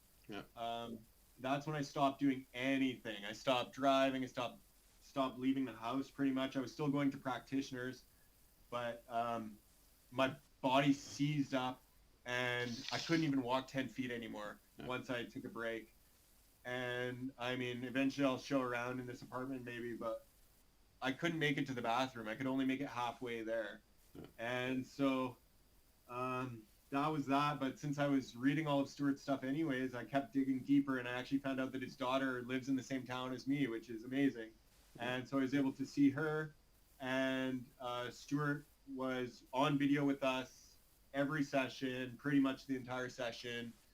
Just like Damien here, he could see my spine. I've got cameras around me. We had a lot of helpers, and he was employing techniques like his window washer with the two, grabs the legs and try and twist the disc back in and stuff. And we did get this lower thing to flip, but it wasn't very comfortable for me, and it went right back into the reflex after. Nothing changed. And they asked my partner here, who you've seen in the video putting the pads on, if she could do it, and she did it. But unfortunately, I'm not sure what happened, but somehow when she did the flip, it pinched the nerve, or trapped the nerve, and I went into a full-on again, numb foot, right to the toes, right to the... It's funny, anyone who gets the full expression of their L4, L5 nerve root being compressed, they're going to know it goes right into the corner of your big toe, and then just stops before it goes like more than a quarter of that big toe over. So everything from the quarter of the big toe, all the little toes, halfway up my foot, heel, calf, thigh, buttocks, numb. And normally that's a pain pathway, and I'm used to it by now. But anyways, it's not comfortable, it's not fun. So we decided to not do that again. And then Sarah came and she tried a couple more times with this single leg technique, and no longer could it flip. So I again fell into a bit of a pit of, not that I've ever felt hopelessness. Let me be like, honest. I'm pretty positive, because I know that this is a young man's injury, at least according to McGill and Damien. And I know I'm going to get back out there, and I'm just very excited by life still. So it's not too dark, but it could get that way when there's no end in sight. Anyways, digging deeper, I found Damien's article. It was called A Tale of Two Back Doctors. And again, my partner who's been putting the pads on me, she is a health practitioner. And so we've been quite trained to not read random articles. We read articles that have PubMed listed right at the beginning or something. And this could be full of faults too, as we'll learn as we maybe do an Ivory Towers episode. But anyways, Damien's article, first of all, he said A Tale of Two Back Doctors. That hooked me in. Then Stuart McGill was one of them who I was working with. So now I'm reading on. Then he managed to just lay out his philosophies in a way that I was like, this sounds exactly right. Nothing I've read so far has sounded so accurate as this Sherwood philosophy and what Damien's built. So it spoke to me so much. I wrote a frantic letter, probably at 2 a.m. Canada time, saying, I don't know who you are. He didn't even sign the article. So I said, I don't even know who wrote this, but if somebody from your clinic can reach out to me, whoever has that kind of knowledge as whoever wrote the article, please do. I think like 15 minutes later, Damien messaged back. He had already broken down my message to him. He had seen that I had referenced the power dot. He Googled it. He looked up the power dot. He told me it probably wouldn't work with his protocols. And the information he gave me allowed me to reach out to PowerDot, who now has a case that they're building, who might be redesigning some of the functions on the PowerDot. So that's a whole different story. That's good, yeah. And we'll see about that anyways. They should do that if you're listening. So yeah, that's been the technique so far. Here we are. I've accumulated a team of practitioners. And one thing that I am very fortunate for is working in the film industry here on the island. We don't have full-time work, so we've kind of got to take what we can pick and choose. So on one side, that's allowed me to gear up for a position like this before, because I run digital companies and stuff. But also the big thing here that I don't think everybody's going to have the opportunity for, and I've been really lucky about this, is that I'm covered by 2 different unions, and that health coverage has allowed me to buy some of these machines. It's allowed me to bring in practitioners like you saw at the beginning of the video, and I don't have to pay for them out of pocket. The real estate market in Canada is bizarre right now, and I was watching my down payment that's taken me so long to put together just go away. So here we are, and Damien is doing this in exchange for video. I think that's fair to say. I couldn't have done it otherwise. So everything worked out. This has shown me the power of healing. I was dense to it before. I know I've said my partner's a healer, but like I was out there thinking I was healing myself just by surfing and being in salt water, and I'm sure I was to some degree, but there was a whole other level that I missed. And now meeting people like Damien, meeting people like these practitioners who go out of their way to learn new protocols, stuff like that, it is opening my eyes to this world, and I will forever reside within it, whether or not this works. And I do believe, I'm very hopeful, and everything Damien said is checked out. So I know that was a lot, but yeah, that's brilliant. Yeah, and there's a lot more to be said too, but that's where I'm at. Okay. Okay, we're good to move pads up, Chrissy. Yeah, let's move the pads up one more. And I don't know if you can see this, but I just at the end there, I think I still got a couple more pulses even after the device was off. All right, I missed that bit. I blinked. I think, but it's still happening. Yeah. That'll be the position you're in, I think.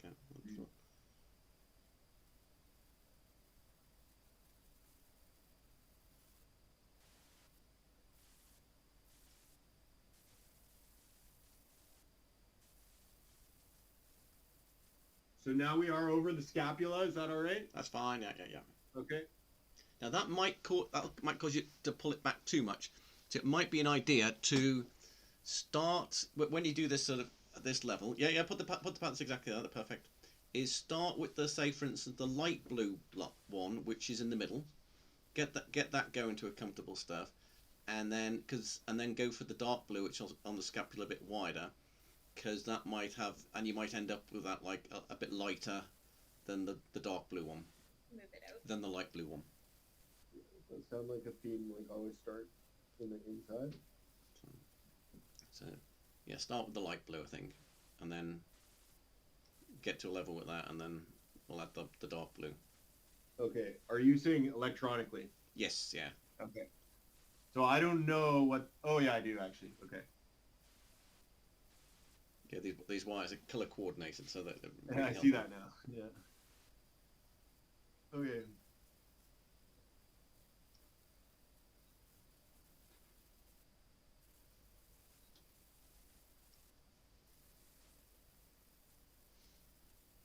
Here we go. So we're going to start on the light blue.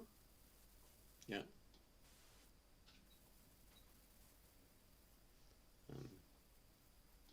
I'm not. Okay.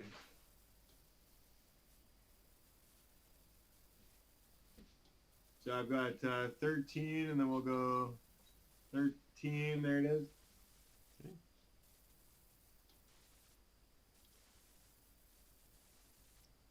And now we'll go dark blue. Okay. And that was comfortable for you? That was might go down to 12. Yeah. Okay. On Yeah. Paul. There was that makes sense. Yeah. It was fine, but it was more intense than we've been doing so far. So. If this therapy had a theme tune, it would be "Take it easy on yourself," but sang properly. Understood. Okay, so we're at 12, and then we're at 5 on the dark blue. Okay. Yeah. 6. That now, as you see, that doesn't look. It's getting the pump, but it's not doing too much of a dig. Okay. That might be doing too much of a dig. Who knows? Chrissy, I'm sorry about that, but I can't hear him with the kettle on. Yeah. Just pull it right off. Yeah. So if you remember that last thing I said, you'll be fixed in about 10 minutes. Yeah. Yeah, I used to of be a course. school teacher, and if any student turned in late, I'd say, "And if you remember that, you'll always pass the exam." Right? And they're like, Yeah. Missed that bit. And Yeah. Yeah. a stock joke from many years ago. I had, yeah, well, I love it. Love that joke. The one joke I was told recently I didn't love was how to deal with my pain in about 3 seconds from a guy that showed up here. And I said, "You can go now." It's, one of the things I have, this sort of "it's all in your head" crowd. Yeah. I am just, it's such an appalling. There is a kind of thing. It's in Stuart. It wasn't in his book actually. It was on one of his videos. He was saying with shy people, if they have a tension, somebody shouts, there's such a crush on their spine. It's like lifting a heavy weight. So Right. that somebody has tension and they have that crush. There's a kind of a thing on it. But the amount of people I've had in, and they've come in because a lot of them is like, "I'm just another therapy." They go to therapy every now and then. There's a lifelong this. We try, and I see their bare back, and I go, "Oh," and you see this massive, great big one, sometimes even red, and I'm not a poker to go ow. I go, but touching this part must be sore. Well, amount of them I go, how do you know that? In a way of, they've actually convinced. I know I've got a bad back, but over the years they could have convinced me that is all in my head. If it's all in my head, how do you know exactly where my back pain is? I was like, you can see it from the space shuttle. It's a big red blimming thing and all coagulated. And when I say to them, well, have they, didn't the doctors ever see this? And they say, well, no, they never take my shirt off. They just look at the X-rays and the MRIs. That they can't see anything, then it's all in your head. And it's something again. Stuart McGill's seen a lot of that himself, and he does some really good stuff on reassuring people. No, there's a reason for it. And I had a patient again. I was doing some more of his useful stuff. Had a patient in recently, and her MRI showed nothing. And she had, but when she was, it was a lying down MRI, and when she lies down, she doesn't have any problems. And when she stands up, that's when she gets problems. And they said, Yeah. well, if you get, and they said that they can't see anything, and they were like, it's all in your head. And they said, well, take it. You know, you clearly have got a problem. Yeah. If you want to prove it, do a standing MRI. And she goes, I can't stand that long to do an MRI. But it's and he explains some of the dynamic MRIs and stuff he's seen is a little movement, and you see the disc in a different shape, and he covers that ground really well. I relate to that as well. All my MRIs have been laying down, and my X-rays were on a table where the guy puts little rubber stoppers under you to make sure that you are all in alignment, right? So, yeah. And the all in your head stuff. I mean, here in Canada, I'm not sure what your guys' medical system's like, but we apparently have a really good medical system here, right? And as I've said, it is great for like stitches and stuff. And with my union coverage, I've been incredibly lucky. But the amount of people that we talk to, including my partner here, who's a health practitioner, this is because everybody said it's all in your head. And we are learning time and time again, she's got microbiology, right? Yeah. That's where all the stuff starts. It's packaged up there, and then it goes to your head. So we've got a lot more digging to do before we accept that as an answer. I mean, now and again, you get a really nice reply from a doctor, and you get patients in. They say, "Well, the doctor says I don't know what your problem is, so we can't help you." And I think it's in a way, and they're almost saying, you know, I'm like, so that's a better answer than, oh, it's in your head, or we don't know, so try these tablets until you had a side effect of one that kills you. I don't know. Yeah. We can't help you. It's a really nice answer sometimes. We've had our friends from high school pass away from contraindications. We've had friends' parents die from wrong prescriptions. It's real. Yeah. So we're done on this cycle now. Are we going up one more? I don't think so, but you can if you want to. I think that'll be, from what we've seen of the spine, I think that covers the ground. Yeah, I think so for today. Now, if you don't get cured for 6 months and then one day we use the pads to the neck and that's the thing that does it, well, that sort of thing can happen now and again, you know. So but I don't think so. Okay, well, we'll continue to try it all. Right. And I do want to make note, since I haven't yet, that this beard, this really crazy, thin, weird beard thing here is because of that medical conversation we just had. Yeah. The only way for me to move forward with the conventional system here in Canada right now, so surgical consultation or surgery or any of that, which is what I've been told from everybody is what I need, surgical consultation, even from Stuart McGill. I would need to go in an ambulance and probably defecate myself, let alone have this beard to show that I've been out of society for 4 months now, or however long. And that's just the sad reality of the system that we're in, and I could tell way too many stories about that. Oof. That's my playoff beard. Yeah. Okay. That's good. So as we've changed camera angle, you've moved slightly the position, so that may be compensated. But your back at your lumbar spine looks less raised now than it did at the beginning. So we'll have to do the before and after photographs at the beginning of the stuff. For sure, and definitely. Do you want to see? We take the pads off now, electrical pads off, and just see how you feel. Yeah. Might you help me there, Chrissy, one more time? Yeah, because you'll lose this if those sticky pads end on. You stick them straight onto the plastic thing that they came with. Okay. Because otherwise they'll lose their stickiness really easily. And the better pads that you're going to get, they regain their stickiness very well by wetting them. Cool. These ones won't last too long, so you got to really look after them. Right. A bit of water will help. But and for anyone interested, these are the Power Dot ones. Okay. Right. Oh, they do have a rectangular one. Okay. Yeah, they're pretty skookum actually, and they've got this huge layer of gel in there, which is they're pretty sweet. But it says on the app, of course, every time you use the app, it tells you you're this much closer to ordering new pads. Right. Okay. Which is 25 sessions. Yeah. Right. Yeah. Okay. So how do we feel? How do you feel? We'll restart the camera here.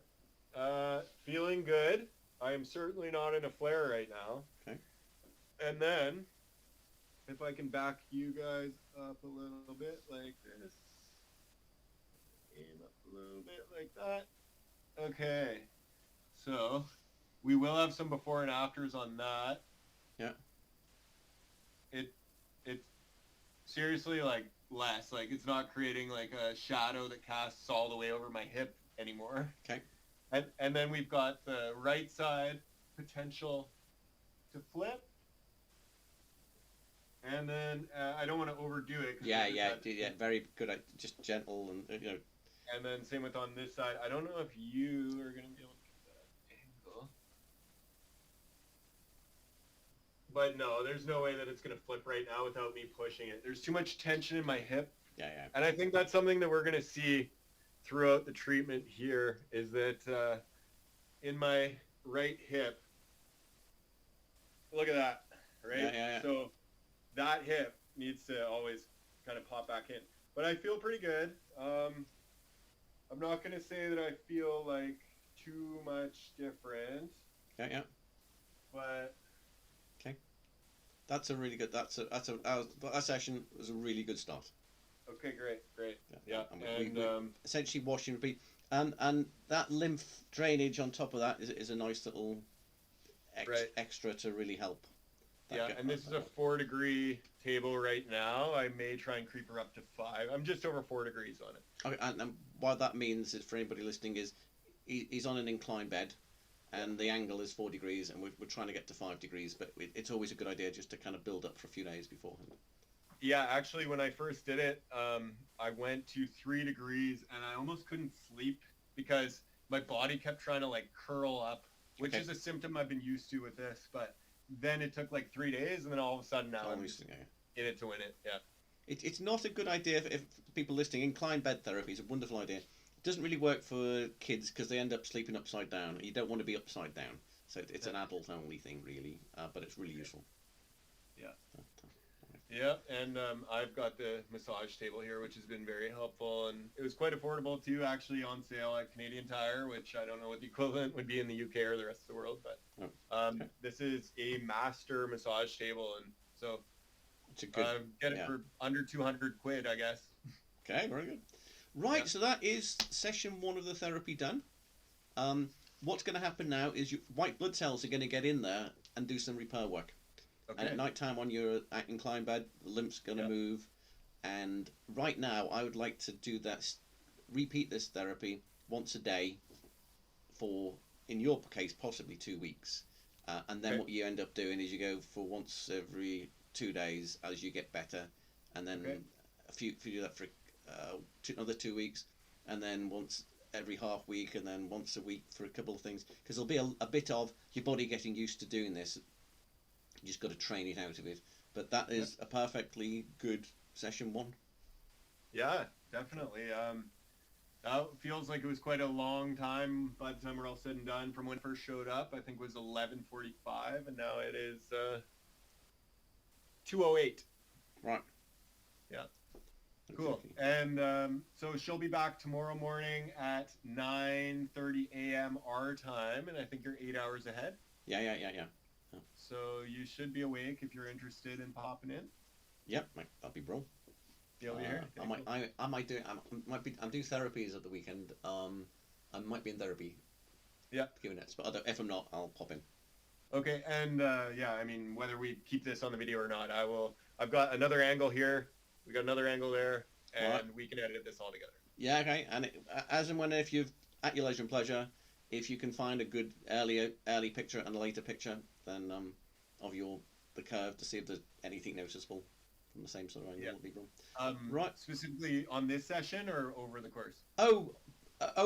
But I was just kind of as you're in this session, from I'm looking at it, it seems to have calmed down. I don't know if that's if it has or not. Okay, I'll get those to you for sure. But that's secondary. Right now, just have a rest. You've done a good job.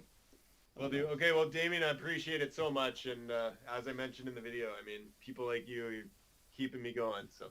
No problem. Thank you. Catch you around, Harry. Okay, bye for now, Damien. Have a good night. Thanks.